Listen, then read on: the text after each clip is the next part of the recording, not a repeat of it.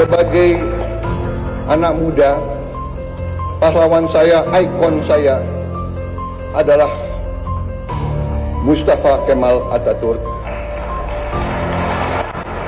Siapakah itu orang yang sakratul maut 6 bulan tak mati-mati? Namanya Mustafa Kemal Atatürk.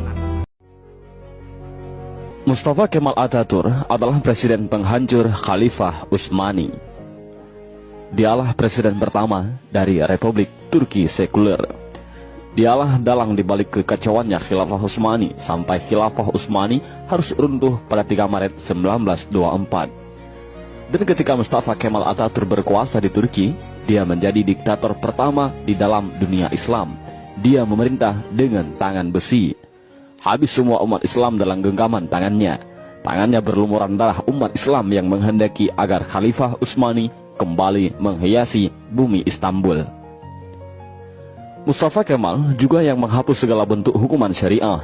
Dia yang menghapus hukum potong tangan bagi pencuri, hukum rajam bagi penzina, hukum qisas bagi pembunuh, lalu digantinya dengan hukum penjara.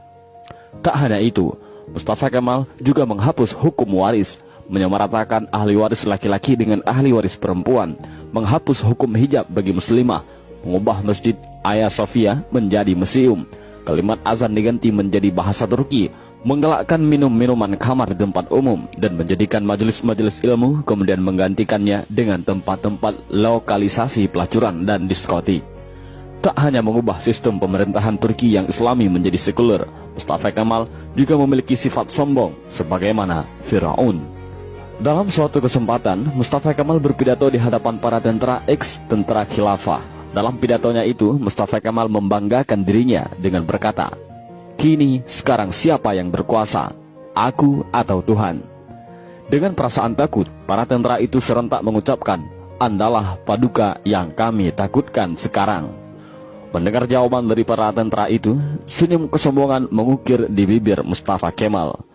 Tapi semua itu berhenti ketika periode akhir Oktober 1938. Saat itu, Mustafa Kemal awalnya menderita penyakit kulit, namun Mustafa Kemal menderita penyakit tambahan yakni malaria, lever, dan penyakit kelamin. Dokter pribadinya pun memberi salep dan dioleskan di kulitnya yang luka karena garukan dari kukunya. Dr. Abdullah Azzam dalam bukunya Al-Munaratul Mafkudah menjelaskan prosesi ajal Mustafa Kemal Atatürk yang sangat mengerikan.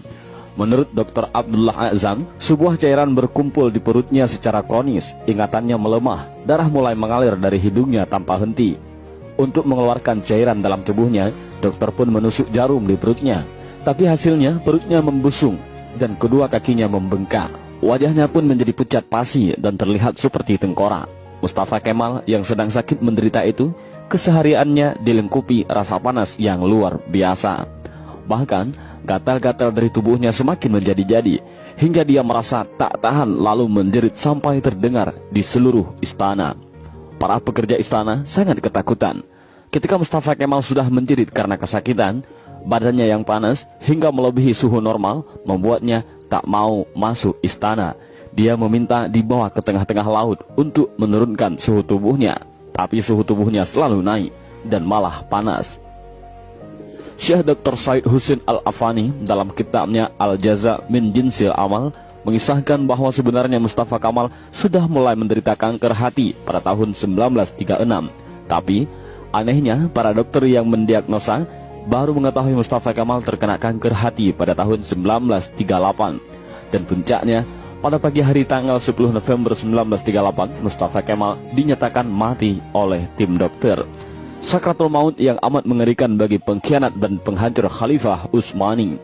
Bahkan ketika akan proses pemakaman pun, para ulama Turki menolak untuk menyolatkan jenazah busuk Mustafa Kemal. Atas desakan dan permintaan dari adik perempuan Mustafa Kemal, barulah para ulama dan rakyat Turki mengkafani, menyolatkan dan menguburkan Mustafa Kemal. Tapi naas, ketika jenazahnya akan dimasukkan ke bumi, jenazahnya terlempar ke atas. Para penziarah dibuat repot oleh hal ini. Untuk para ulama sepakat untuk menimbun jenazah Mustafa Kemal dengan bebatuan di bukit di Ankara. Baru setelah 15 tahun matinya Mustafa Kemal, jenazahnya kembali untuk dikubur. Tapi lagi-lagi, bumi menolak jenazah Mustafa Kemal. Hingga akhirnya, jenazah Mustafa Kemal dimasukkan ke dalam Museum Etnografi di Ankara, Turki. Jenazahnya ditimbun dengan bebatuan marmer yang bobotnya sampai 44 ton.